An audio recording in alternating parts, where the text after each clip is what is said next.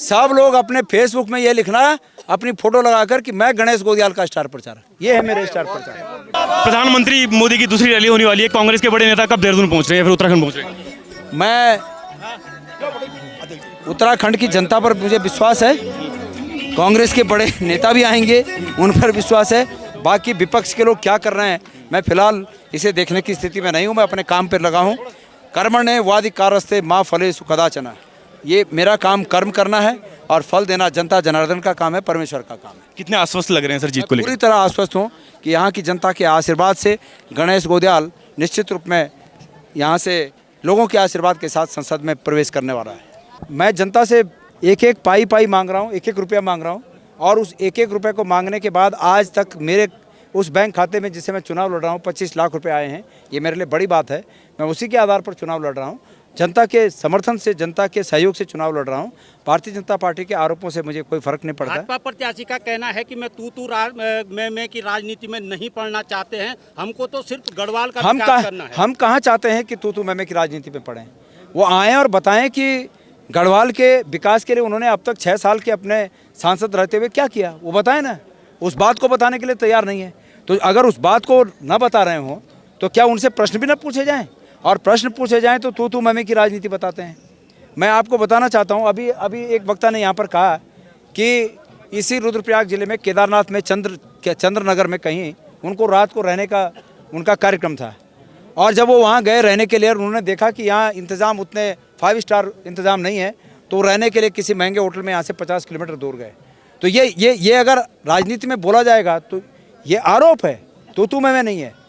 हम भी तो रहे, कल एक गाँव में रहे, तो गांव में जैसा होता ही हम हमेशा ही रहते हैं। मैं अपने गांव भी जाता हूँ, अपने घर में जाता हूँ, तो ऐसे रहता हूँ, बल्कि उससे अच्छी व्यवस्था यहाँ थी जहाँ मैं आज रहा।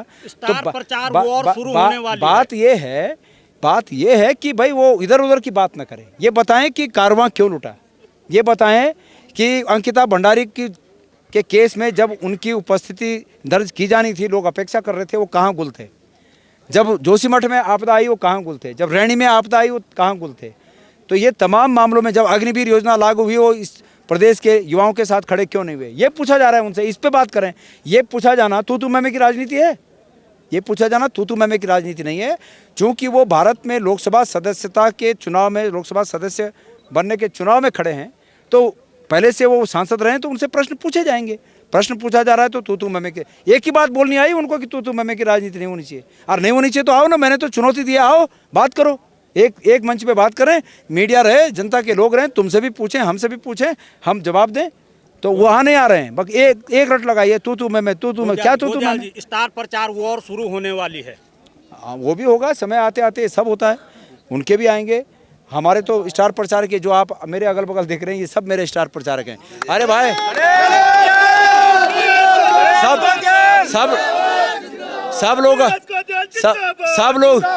सब लोग अपने फेसबुक में ये लिखना अपनी फोटो लगाकर कि मैं गणेश गोदियाल का स्टार प्रचारक, ये है मेरे स्टार प्रचारक। वो अपने पैरों पे खड़े नहीं हो पा रहे हैं, तो उनको अब एक ही विश्वास है कि उनके स्टार प्रचारक आएंगे और उनको चुनाव जिता देंगे। ये लड़ाई आज इस मुकाम पर आप पहुंची है, इस चुनाव की लड़ाई गढ़वाल में इस मुकाम पर आप पहुंची है कि केंद्र और राज्य की सरकार मिलकर गणेश गोदियाल को जीतने नहीं देना चाहती, और गढ़वाल की जनता मुझे हारने नहीं देना चाहती। अब ये द्वंद्व यहाँ की जनता और केंद्र और राज्य की सरकार के बीच है, और मेरा विश्वास है कि इसमें जीत गढ़वाल की जनता की होगी।